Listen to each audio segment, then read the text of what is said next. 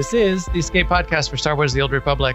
This week, in addition to some hot takes on the dev tracker and news, we're going to open up the archives and start a mini-series on one of our favorite topics of old, which is the Dread Masters, their origin, places that they've influenced the game and the story over time.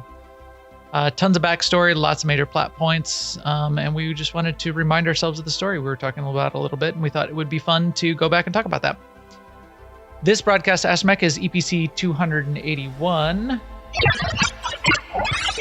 And playing alongside me is Seema. Hi, Seema. How is it going? Hi, Max. Going pretty well. So we're recording on a Tuesday night this week, which we've been doing fairly often lately, which is good.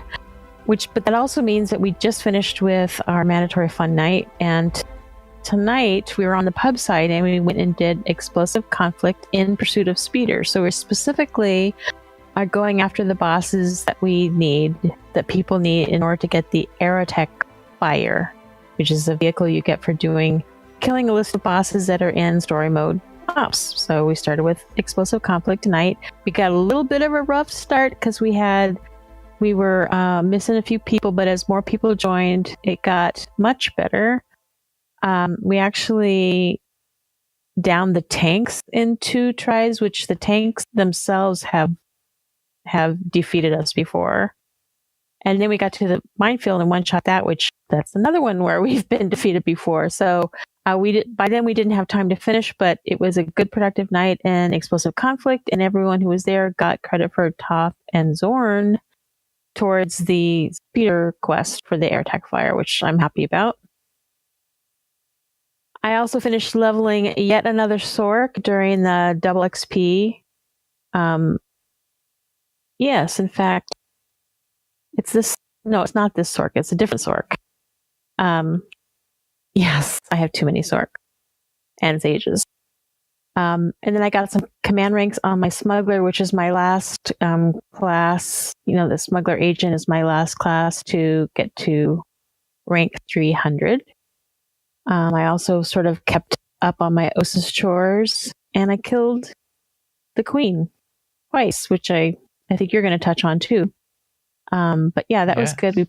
We killed her on 8-man in our regular ops night, and then we had Mega on Friday night, and we killed her again. But I think we already talked about that, didn't we? No, we did not. We couldn't have. Oh, I know why, because I put it in the notes for the AIE podcast. Yes, we did kill her on Mega after going after the 2 Datacrons that were on Ossus. So that was also very productive and fun. Yes, it was. It was awesome. Yeah. So how about you? What you been up to? As if I didn't know. Well, you just reminded me of some things that I forgot that I did. Double XP, double CXP. I took my Marauder. I've been saving all the command packs you get off of boss kills and putting them in the bank on my Marauder, and took my Marauder up about 60 command ranks to 289. So that's one of those classes that I haven't done, that I haven't gotten to 300 yet. So it was about 60 ranks that just from opening those crates. So next time around, or maybe I'll just finish it off in the interim, wouldn't be hard to do.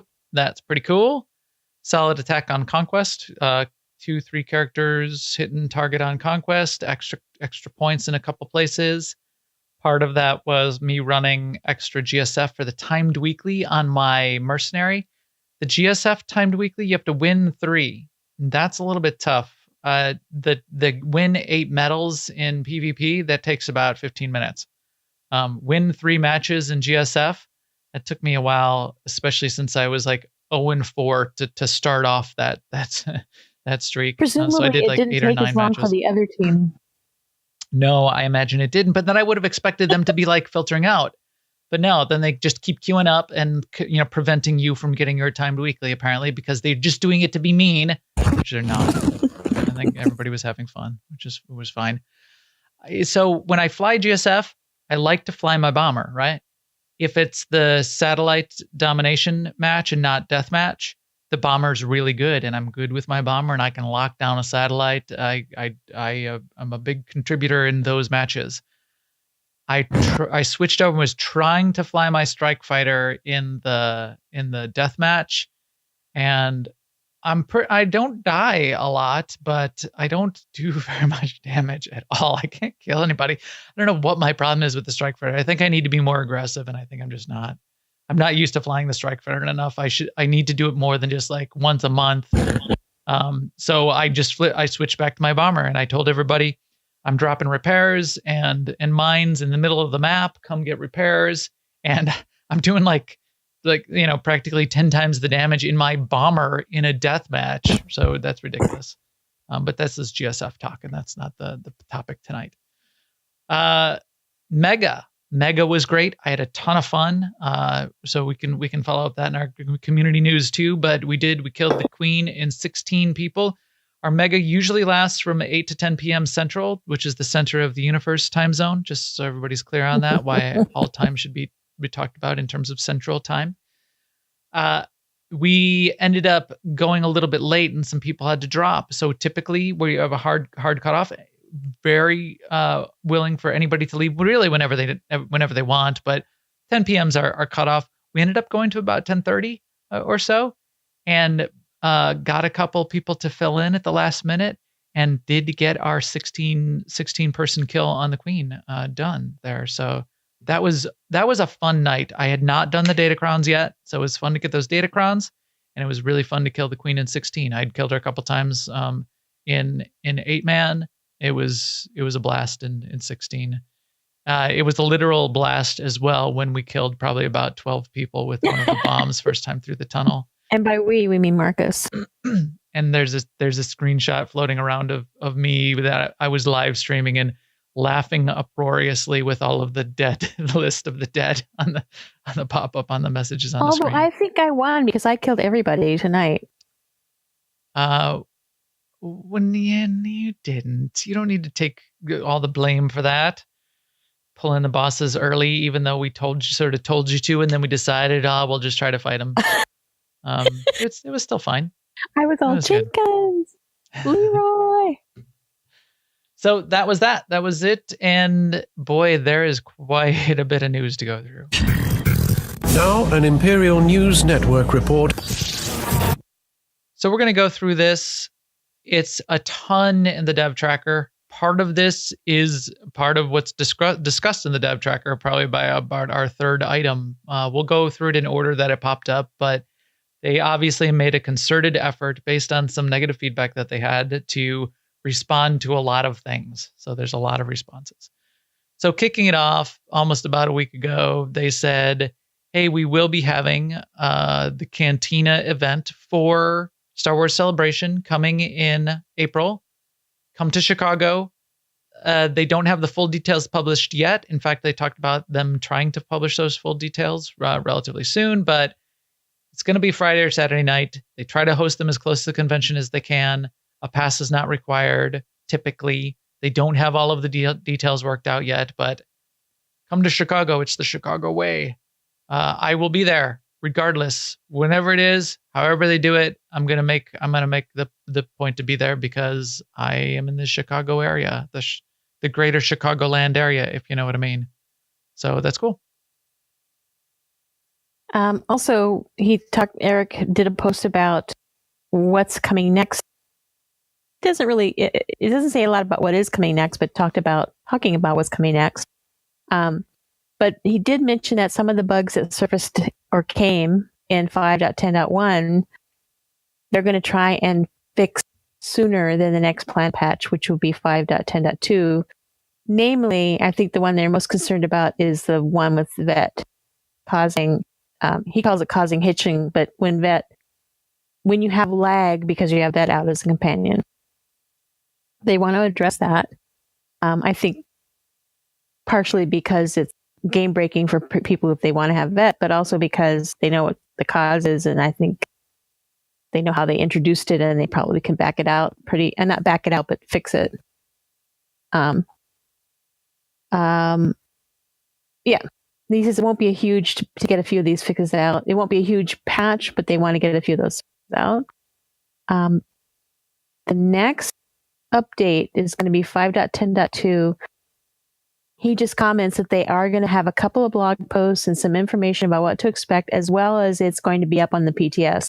So look for more info on that. He doesn't give a time frame. And then lastly, he said what you just said, Max, that details about Star Wars Celebration Cantina will be announced toward the end of February. He's inviting everyone to join them in Chicago if you can.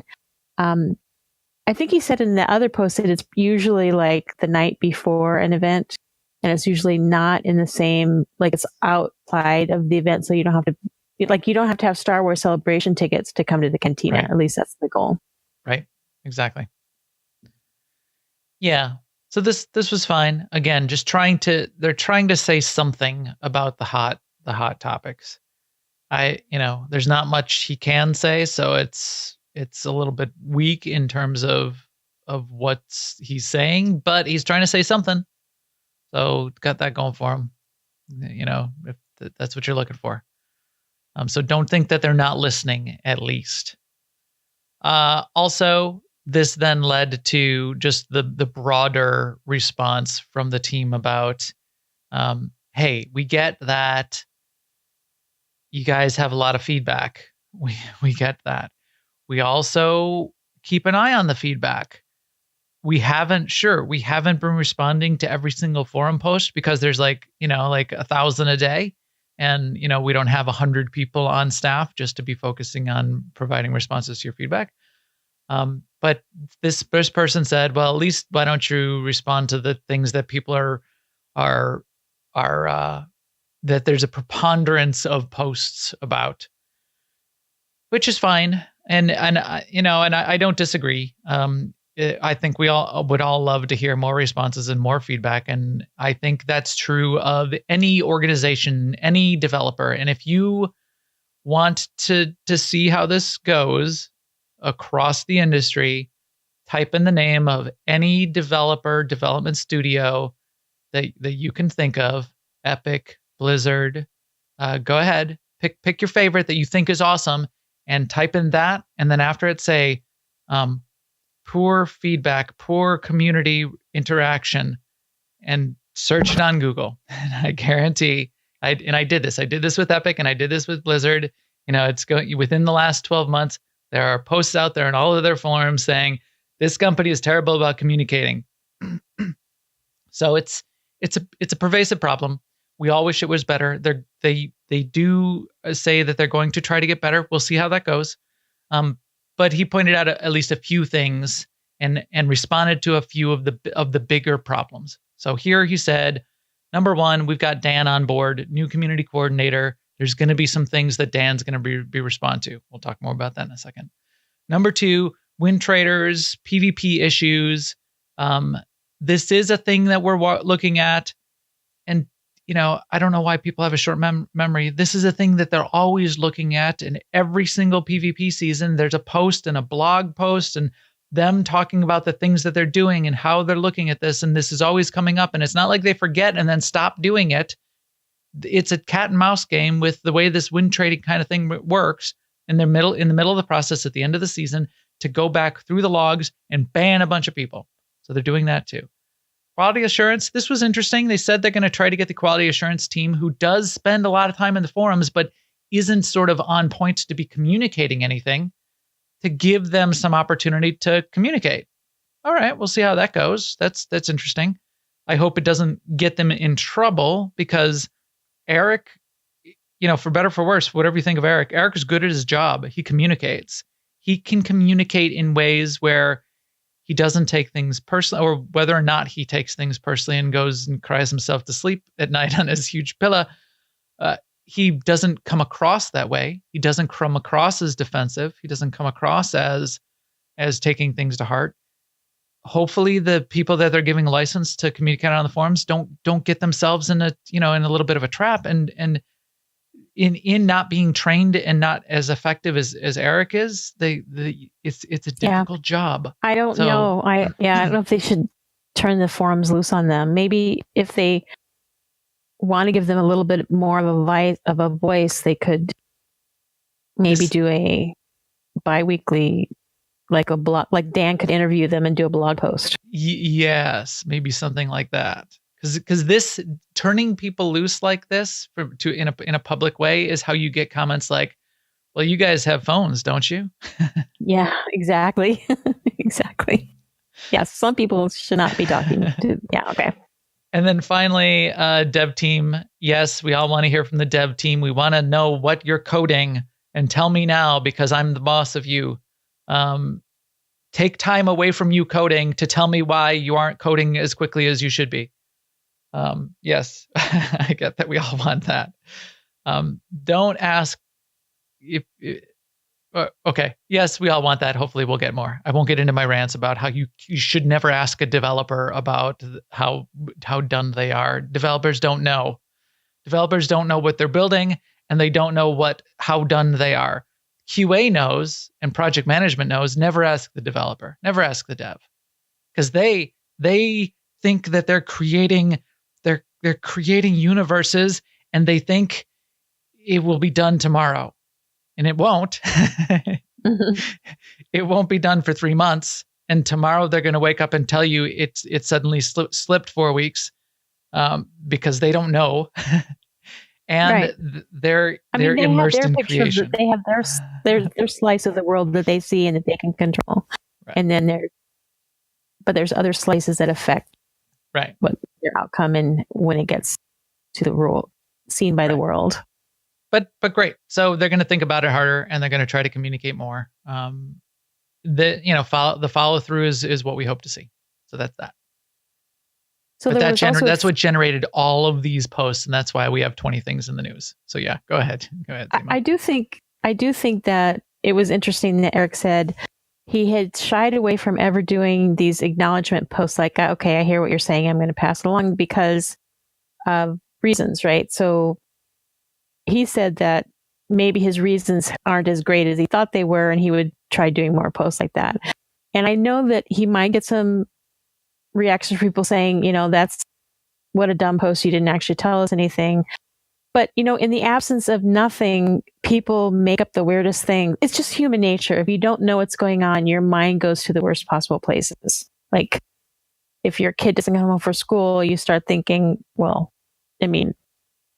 that kind of thing. So if you say XYZ is broken and then 50 other people also say it's broken and BioWare says nothing, then you think they're not listening, they don't know, they'll never fix it, blah, blah, blah. Whereas at least if he says, so I think there's something to the acknowledgement thing. It's not just feeling.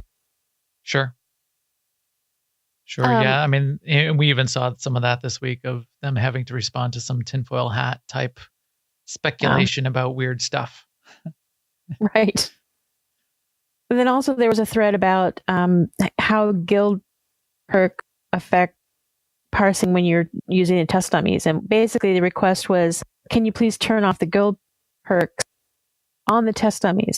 Reasoning being that people who are trying to hone their craft in order to do high levels of PvP and PvE, they want to know what their damage is without guild perks because they have to perform without the guild perks in those arenas. So Eric was saying, the team thinks that would be fine to do, which is the good news. And then the thread went on to say all these people suggesting how they could do, which I'm sure are all ideas that I'm sure the dev team is, they come up with those ideas or better ideas. It's just not a thing that Eric would know necessarily. Yeah. Yep. But it is a reasonable request, and he said they're going to look at it. So that's good. That's good. Yeah, I get that. They also talked, they're trying to respond to this. More planets. Are you going to have more planets? Tell us if we're going to have more planets. And the response is, well, we can't tell you exactly because that's, that would, we could be stuff under development, but hey, it sounds good. What are your thoughts? And this is not bad. And I'd be interested to hear people's opinions.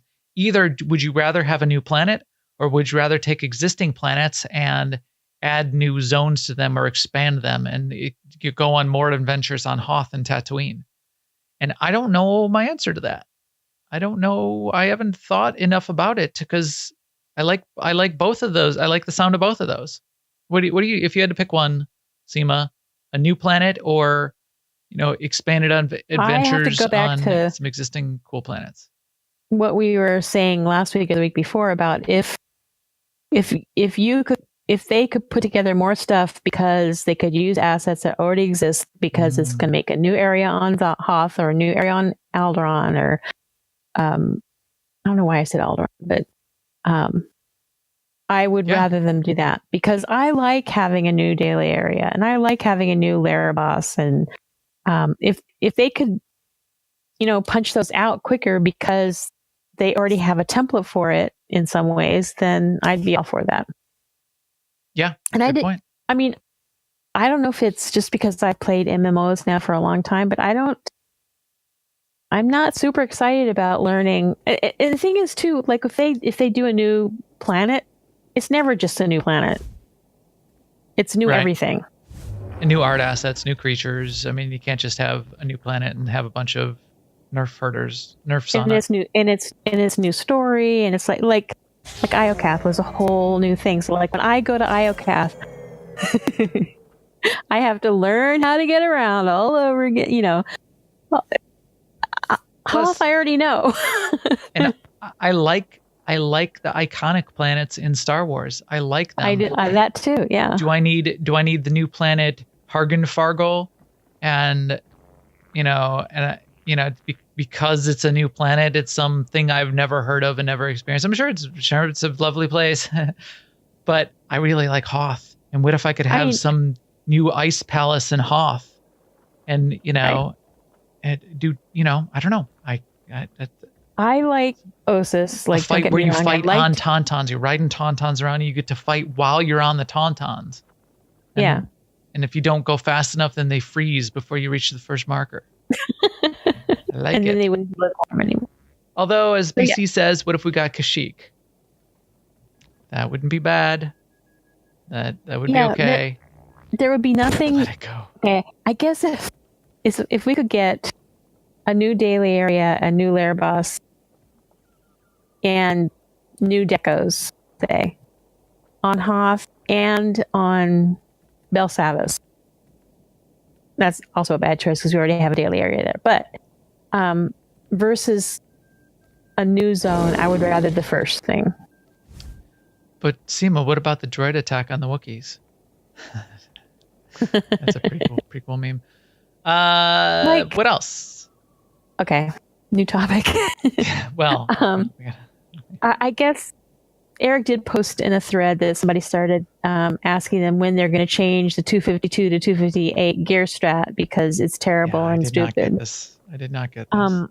He said that they are looking at feedback on how gearing is done, and they're they're brainstorming about how to do the next build out of gear, but that the way 252 and 258 is the gear strat. It's not going to go through any big changes. They may do some tweaks as needed, but any completely new changes, like changing over to a currency or drops or RNG or caches or whatever, it is what it is for now.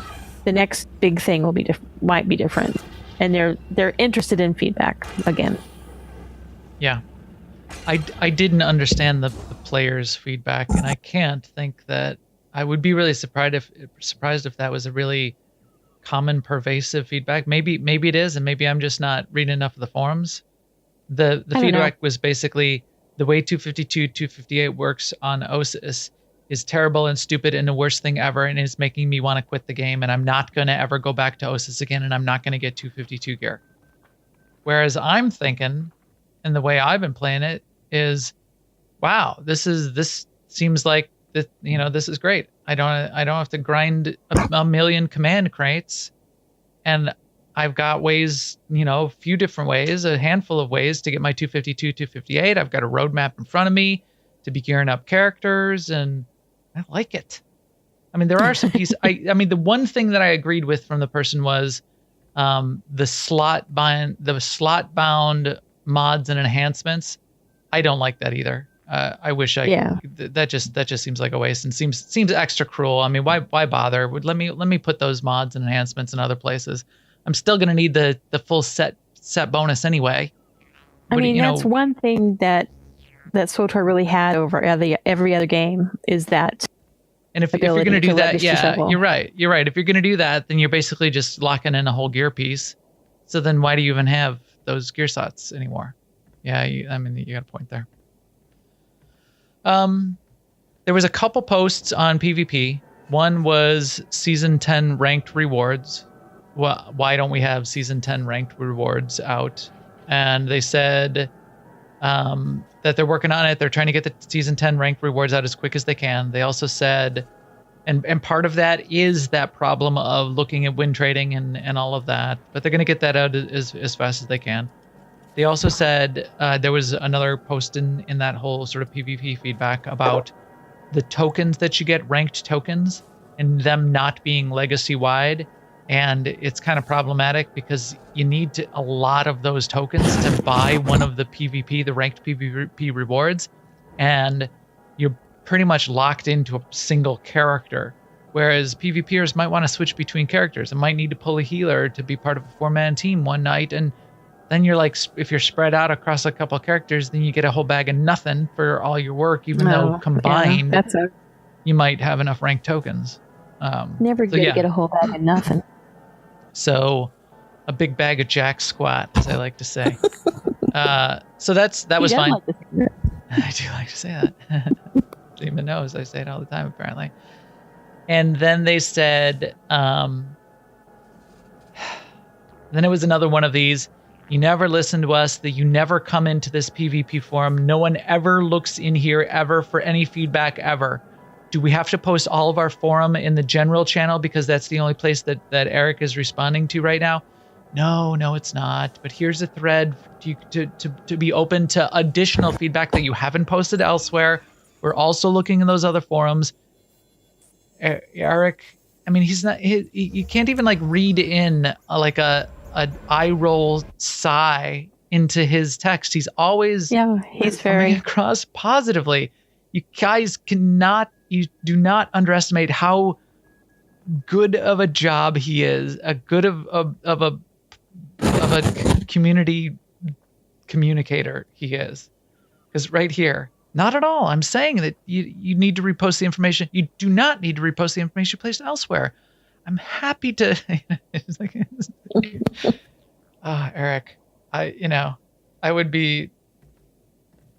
I would you not hear, be able you to hear it in my my voice now. I'm like rolling my eyes and sighing, and and when I don't really want to keep myself. Okay. I really want to keep myself focused here and not lose my mind here. But do you seriously want me to put here all of which has been discussed in the other threads already, such as blah? You have had plenty of feedback given. Did you just say such as blah? Well, that was the link. Okay. I wasn't going to read out the link. Do you want me to read the stats on my gear, Seema? Is that what you're asking for? Yes. Oh, please. So that's what I would end up doing. I would be like being sarcastic and making fun of them and then getting fired because I called someone a complete moron and that was the stupidest thing I ever heard and I'm stupider for having listened to you. Yes. Yes. So fine. There's that. Who else did we hear from, Seema? So, like you said earlier, we now have Dan as a community coordinator working for Eric. So they've doubled their headcount for community management. Up until now, he's been working mostly on writing stuff like blog entries, and he's the person who responds on Twitter and does things on Twitter and whatever social media. I guess that means he was the one who was the person giving the point of view with the interview with Charles Boyd. Remember we were asking and reminding that Charles must be just talking to himself. Probably talking to Dan. Probably. Anyway, his full name is Dan Tuween, but the Tuween is silent. Or at least sounds like Dan Tuween. But the Tuween is silent, yes. I don't think his full name was actually Dan Tuween. No, it isn't. But anyway, he says he's gonna be more visible on the forums now. But that it's still his main goal to keep the blog, full of content and going strong, which I think is great because the forums are only one avenue. The blog post can be very powerful. Yeah. A very big force for good, so that's good. Right. Did he say if he would be at Star Wars Celebration or not? I just noticed him talking about it. No, he did not say either way. That's interesting. I wonder if he will, because then I'll meet him and I will say hi on behalf of us all. For the good of all of us, except the ones who are dead. That's a Portal reference. And finally, to wrap it up and round out the week with something really, really interesting, or not, I don't know. The cartel market hair not showing as black is a fairly complex bug. I guess the cartel market black hair is showing as somewhat green, and they have a detailed post. I don't like the response, and maybe it would have been better to not lift. He says lift the hood. I think he means pull back the curtain or lift the covers, but anyway, lift the hood and talk about some process stuff internally. I don't think I mean, you can see now why they don't talk about the process stuff, because it does not sound good. Basically, what they're saying is that the way the texture application process, either in the pipeline creating the textures or the way that they're applied, every single cartel market hair is actually broken in some way, even if it's not very visible. And if they were to fix the underlying bug, that would then correct what you see with the black hair sort of being greenish, that it would change and potentially visibly change all of the cartel market hairstyles. And they're very reluctant to do anything that changes in any way anything that people have paid money for, which is the stuff on the cartel market. However, but he does say that the hair bug would, if they could, it would be one that they would consider changing. However, Seema and I got into this a little bit in the pre-show. We don't have to go too far because we're already way over on this news segment, but there was just so much to go through today. Have they never heard of like if-then statements? If hair equals black, then apply, fix, else don't. This is the only way to fix this would be to break every other hairstyle in the game. Really? That's the only way? Yeah. I think Eric he did a great job. He said what the problem was, but the summation should have been, it would be so much effort to fix this just for black that it's not on our short list. Maybe. Instead of saying we can't do it because, and we would change all of the pink hair purple or whatever, no. They should just say, for the number of people that are affected, and because of how much work it would be or whatever, it's just not on our short list. Right. And maybe there's more behind it, and he tried to pull back the covers a little bit, and it wasn't enough. If we had to have, if you were a developer and you actually looked at the code, you might look at it and go, Ermagerd, no, do not touch that. But right. Which I'm sure that I'm fine with that. That's the double-edged sword of communicating in that way. Yeah. So I guess I can't complain. I don't know. To me, the part that bugs me is they said they can't fix it because it would affect those other things. Yeah, I wish they would have just said, we can't fix it because it doesn't make the amount of effort it takes to do it would be more than the result. There's 10 reasons why we're not going to fix it. It doesn't make sense to explain all of them in the detail that it would take. We're not going to do it. That's why I say you just sum it up by saying it would take too much. Let me sum up. Exactly. What about Guild News, Seema? Like D.B. Roberts says, there's always a way. Okay, Guild News. Well, Mega was awesome, even though Max typed that for me to say. It was awesome. We talked about it a little bit already. We did the Datacrons and we did Hive Queen, but yeah, it was cool. And now we're looking forward to March Mega. More info to come. Yes, we have some good ideas. Marcus is thinking about some really neat things. I'm looking forward to it as well. And with that in mind and thinking about that kind of event, If you're into more games besides Star Wars, which the AIE Guild is, aie-guild.org, our greater umbrella guild, we've got a ton going on. I've been very pleased lately. Not only do we have events in a lot of our other divisions, sort of like monthly events. I think there's 2 coming up in World of Warcraft, for example. So check those out. They've got an event committee that runs things there monthly. In addition to that, we've had a resurgence in the mandatory fun nights across a lot of our other divisions as well. We've had some very standard ones that have continued to run strong. Those include New Braid, which is one of the sort of the originators of this kind of idea in World of Warcraft, which runs on Saturday nights. ESO has been running strong for a long time now on Friday nights. That's going to be spun up and continue to run this week with some of the new content drop that just dropped in ESO. And then 2 that have sort of resurged are, well, Guild Wars has still been running on Monday nights to some degree.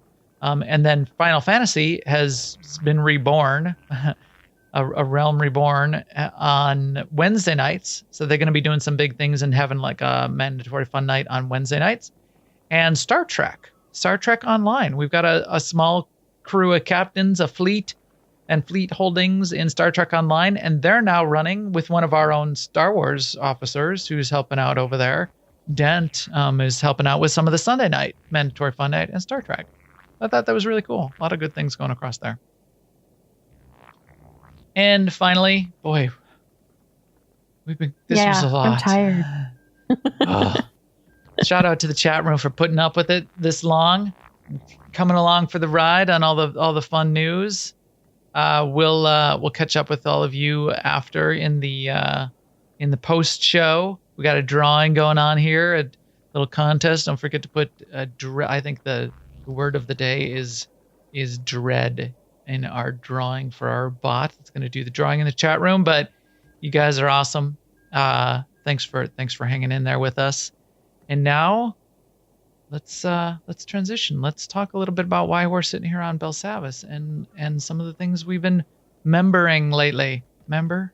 Deep in the ancient, monster-infested tomb of Marka Ragnos, there is a holocron filled with dark secrets and encased in a great stone monument. And how do you open monuments full of dark secrets? Lightning. And if you can't figure it out, shoot lightning at it. It's the Sork standby. Remember the Dread Masters? I remember. Dread Masters. So the reason we were thinking of parts of the game that were impressive, things that we liked in the past, things that have had a big impact on the game, and we brought this up. We talk about the Dread Masters relatively often when we do our mandatory fun nights because they are a key element in a lot of the originating story that drove many of the operations in the game, a lot of parts of the story, especially on the Imperial side, even in the class stories, the planet story on Belsavis, for sure. They're a core part of the original and some of the expansion content of the life cycle of Star Wars: The Old Republic. Their psychic tendrils are all over everything. They are. They've got their tendrils to tentacles and everything. So we figured we'd go back. We'd look at a little bit about who they are, some of their backstory, name them, show a couple clips of how they got introduced, and we'll see how far we get. We think this is going to be part 1 in a series of at least 2, maybe 3. And as we talk about all the places we encountered the Dreadmaster through the lore. So we've been going pretty long here, but I think we'll go another 10, 15 minutes and get into it. So do you want to start sort of with some of the wiki entries on who these were before we ever meet them, who these Dreadmasters were, Seema? Well, I want to start with my outfit. Oh, sure. Yeah. I'm just sort of dressed up to be sort of Dread Mastery. And this character, this Sork right here, has been around for a long time. And I just kind of unearthed her recently. I think she was on a different server and got collapsed onto our server at the latest server merge. And this gear, I think it's the gear that we used to get from the opening quest line of Oricon. But anyway, even though it's not the same, I mean, she's not wearing like the same garb as the Dreadmasters. I always think it looks Dreadmastery, the way she has horns coming out of her head and the sort of...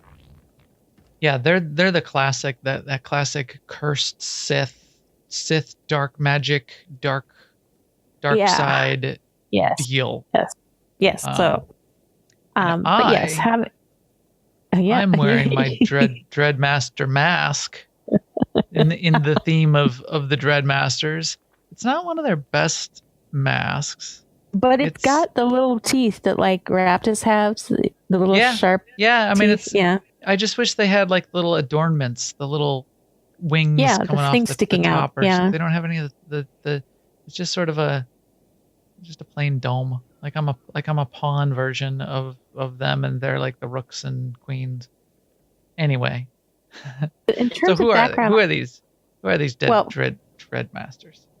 So, first of all, I just set the scene with Belsavis itself, the planet, because Belsavis was actually just been out there, just sort of floating around, and it was, as soon as it was discovered and mapped into the galaxy, it was promptly sort of forgotten again because it's a completely unremarkable planet. But then some explorers or some people or whatever on the Republic side noticed some sort of abnormal shifts, and when they looked closer, they found underneath the surface these very, very old prison chambers that were created by the Rakata. And their response to that was to like build a prison on the top too, and start putting their worst prisoners in there. So they had kind of a twofold thing. They wanted to make sure that the really bad things that were imprisoned by the Rakatans, who, you know, if a Rakata is afraid of them, then they must be pretty bad, don't get out. And then they also, so that's how Belsavis, in other words, became a prison. Yep. So when the story starts for us on Belsavis, it's because Imperial forces have gotten wind of this mysterious prison that's on Belsavis, and they figure that they're going to come and free any powerful Siths that might be, I don't know, I'm not clear if they actually knew the Dreadmasters. I think they did know the Dreadmasters were there. They wanted to free the Dreadmaster. And the Dreadmasters were originally servants, advisors, military leaders for the Emperor. And so the Imperials are coming to bust them out. And the Republic side of the story is they got to prevent that from happening. Of course, we know how it ends. Yeah, so they were 6 of these sort of ultra powerful servants of the Emperor, prophets, generals, advisor level. They got some extreme levels of Sith sorcery power from studying these Phobos devices that were these special artifacts focused around fear and the power of fear and different ways to use it. Dark energy, dark side Sith sorcery. And they created some special machines based on it, and they created the Dark Temple with one of the core components. But the mastery of this fear power was sort of core to some of the power that they brought to the Empire. So then, as they were fighting like the Imperial or like the Republic fleet in some of the Galactic Wars and the Great Galactic War, they were able to, as a unified group of these 6 Dreadmasters, use this fear power to basically paralyze with fear to freak out the enemy so much that it was able to allow the Empire to be overwhelming the forces and do a lot of damage. And they were sort of a huge force on the Empire side in overwhelming the Republic. The Republic fought back. Republic had an elite Republic Special Forces Division team with a Jedi Knight named Jarek Kaden talked about here, tracked down the dreadnought that they flew around in and ends up capturing them. They think the public message is when they captured them that they were killed. They just said, oh, the ship got blown up or whatever, they're dead. Instead, they were secretly imprisoned on Belsavis. So they ended up on Belsavis. They ended up being part of this big prison complex. They're put in like stasis chambers down in the bottom of Belsavis. But then we get here, and this is where Seema led us to. We land on here because it sounds like stuff is happening and there's bad prisoners here. And from the Republic perspective, you need to stop that happening. From the Imperial perspective, you maybe need to help out and help break out these Dreadmasters. We don't know all what's going on, but we also know that's part of what's going on this planet is there's the enemies and foes of the Rakata called the Eshka, who were also imprisoned here. And they've broken out and they're wreaking havoc and trying to get off the planet. And if they get off the planet, the thought is that they're just going to overrun the galaxy and be a huge problem. One of the ways that they're trying to gather enough power to create a fleet to get off the planet and empower themselves is they've found the Dreadmasters, right? Yep.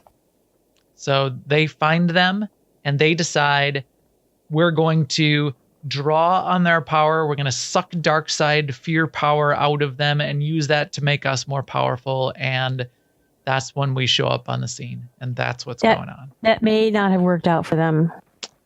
Yeah, it may not have. So we'll show that in just a second. A couple other things. Do you want to talk about this blog post? Which I think we mostly covered most of it, but this was back when, just the idea of this developer blog and the blog post going back on some of the lore behind it, I thought was pretty cool that they put this together back in the day. So they used to do more of this, the BioWare and the dev team. And I think as Dan said, they're going to try to get back to doing some of this, but this is a record of the Dreadmasters written. So this was 2013 when this is actually originally put out. But it basically was a RP version of a story as told of a transmission log between Nostoral and Master Ogun Day, Chief Advisor, Strike Team Oricon, just giving some of the background on the Dreadmasters. Which I thought was pretty good. A couple good screenshots in here of the Dreadmasters. Talking about a little bit what's going on. This is mostly post what's happening on Belsavis, isn't it? Yeah, I think is when they staged this. This is right. This is when we're getting ready to encounter them again on Oricon. Yeah. Okay. So this comes a little after, but it at least gives you some of the pictures and names them all, in addition to the codex entries. What about the codex entries are beforehand, aren't they? Yes, the codex entries. We probably opened them when we were on Belsavis. Yes. In fact, we could probably open them out of our own codex logs, and maybe you can find that and tell me whether that is. But I will read the first one on behalf of Zen, who is currently in the chat room here for us, and he's our codex master of the guild, one of our officers. So this is the text on the Dreadmasters codex entry, and then there's a corresponding codex entry for each one of the Dreadmasters, which I thought was awesome. Yeah. So this says, the Dreadmasters are powerful Sith lords who have served the Sith Emperor for centuries as prophets, generals, and advisors. Their name was earned when they studied the power of the Phobos devices, artifacts that have driven even the most depraved Sith mad with terror. This power allowed the Dreadmasters to destroy entire Republic fleets during the Great War until they were captured and imprisoned on Belsavis. The Dreadmasters were known to spend years in secluded meditation on Droman Kos, emerging only to bring their wisdom to the Emperor or accept gifts from supplicants. Over the decades, they have become inseparable, their immense strength in the Force coming only from all six masters working in unison. And that's important in the future. Not something we'll get to tonight, but the idea that there's six and they need to all work together. Should the Empire ever succeed in freeing them from Belsavis, the galaxy will tremble before them again. So, cool. And if you'd like to, maybe we'll save this for next time. The 6 Dread Masters are Dreadmaster Raptus, and he's got his own codex entry, but he's sort of the leader of all of them. He's also got the title Weaver of Nightmares. Dreadmaster Tyrans, the Tactician. Dreadmaster Bestia, Keeper of the Dread Seeds. The Dread Seeds are very interesting later on. Dreadmaster Calpheus, Prophet of the Masters, because he maybe does things with time. Dreadmaster Brontes, Architect of Fear, and Dreadmaster Styrak, Alchemist to the Masters. Alchemist of the Masters. And also Rider of Keldragons. Yes. And first one to be killed by us. Eat, lightsaber jerk. Why is this? Why is that here? Operation strategy. It's written right here, but they put the comma in the wrong place. Do you see that? It's eat, lightsaber jerk. Anyway, yeah. So that's very cool. Should we take a look on what it looks like when we get to the Dread Masters? Yes, let's. So I'm pulling this up off of YouTube. So credits to YouTube and Rosenblau, who posted this on YouTube. I wanted to give some of the credits there. I'll skip back just a little bit because remember the Eshka are draining their energy to empower themselves. So when you sort of come back here a couple minutes, you end up talking with the Eshka and encountering them, and they say, you think you're better than us, and they suck some of the power out, and then you basically need to fight the empowered Dreadka who've been draining the power of the Dreadmasters. The Dreadmasters have an appointment with the Emperor. Let them go. Zinies jur drukal jasbro, lihida naka miest hija. Maro gialdes matk zenki, dom korz kil miest rahulba. Garf kyodiam, tiest ziti kor mili kiest madwa. Here they go. They stand in front of each of the chambers, the Dreadmasters, and they suck some of their power in and empower themselves. All right, so this is just the cutscenes in this particular video. What they left out there was they empower themselves, and then you have a battle, and you need to fight the empowered Eshka. So fine, you kill 2 out of the 3 Eshka. 1 is still left. You subdue that one, and then you walk over to the console and you open up the stasis chamber, and you will let out the Empire player, release the Dreadmasters. So you Empire players, this is all your fault. Everything that's going to happen from this point on, it's all on you. So let's take a look at that of the Dreadmasters. This is a little bit loud, isn't it? I'm going to turn it down a little bit more. This is them being released from the chamber. Is that Raptus, the first one coming down? Here's one of the Eshka still left. I like this when they all walk in. This is a great framing, great camera shot. Raptus in the middle. You dare seek control over the Dreadmasters? Ajiwa storiest, jit kelamst mietke inti. They're not Eshka. They all raise their hands. They use their fear power. And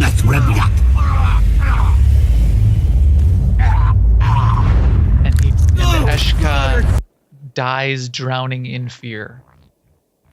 They did a really good job with this scene of the Dreadmasters in their introduction. Did you see when they use their fear power, they like twisted their heads a little bit? You can just yes, I did see that. Oh, yeah, that was so cool.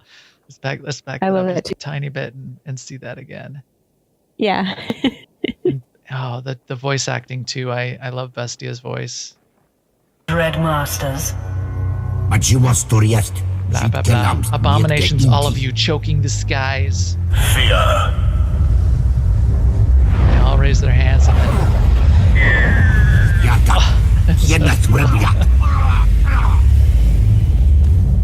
Fears of tyrants. None can contain us, not this prison, not the Republic, and certainly not these creatures. So now you have a chance You'd to say still be the Eshka's playthings if not for me. Fear. your piece, and they decide to use their power on you. Same thing. They all raise their hands. They're all fear powering you. But We are want the Dread Masters. Resist. Show your respect. I thought you were supposed to be scary. I'm barely breaking a sweat. Lovely.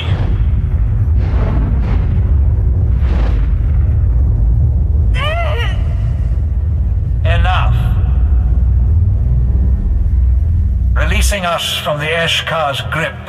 What? so that goes a couple different ways depending on your class. Basically, you're resisting a little bit, and they're a little bit impressed. So you are obviously powerful in their eyes, not as powerful as them. They still think you're, relatively close to a worm, but maybe a step above a worm, maybe a newt. I do. But you get the option to be a little bit above what most people do, which is sort of die under the fear power that they exude. And then they say that cutscene also shows them. It shows a little bit about how they work together, and then you find out later that they have to work together. yes, yeah, they all need to they have that unified, and that's part of what their control is too over that fear force, and what's keeping them as close to sanity as they are, which they are not completely all the way there. But as we know, sanity is a prison. Let madness release you. And then the Republic show up, and the Republic say blah blah blah blah blah. And if you play the Republic story, this is in theory this is happening. You don't play this part on Balsavis's Republic. You don't get to see the Dreadmasters, but you're part of on the tamping things down on Balsavis in general. Right. But this Republic team comes and you in. know this guy. This guy. The Warden, yeah, you know him, and Oh right, yeah. right, the Warden. Yeah. Which I think who wasn't a great guy regardless. Well, Come on, he tried men, to step retreat, in, and Warden Grawl. yeah, he faced the danger. Yeah. But yeah, it does not end well for him or for the Republic. And as we know, the Dreadmasters, they take off. They get a shuttle off the planet. They're then released into the galaxy to, in theory, help as Imperial players, what we're hoping is they're going to help us now, conquer the galaxy on behalf of the Empire, but it doesn't really work out that way in the end. No, it does not. No, they are not our friends, as much as we would want them to be. And like every good storyteller will end on a foreshadowing, and that was it. Yes, that was it. So there you go. We'll come back. We'll pick this up because it's such a fun story to tell, and we'll lead into us being able to talk about some of the operations and maybe some of the mechanics and some of the story, especially, and why the mechanics and the fights work out the way they do because of the influence of what's going on and what you Imperial players unleashed upon us all in this point in your class stories. So excellent. So with that, EPC 281, that means only about 27 more and we'll be at 300. Yeah. EPC 281 is going to be kicked out in airlock to broadcast this episode to all of you. Please keep up with us on Twitter at Max the Gray and at AIESEMA. And if you know any cool people that should be playing with us, like on all those mandatory fun nights across all the cool games that we play, especially Star Wars, tell them to come check us out. You can find our podcast at newoverlords.com. You can find our guild at aie-guild.org. You can find us on Twitch, twitch.tv/newoverlords, on YouTube, YouTube New Overlords. And you can find us on Starforge, on our guild Discord. Ask us for an invite on the Republic or the Imperial side. We would love to have you. And we will talk to you soon. Later, everyone. Later.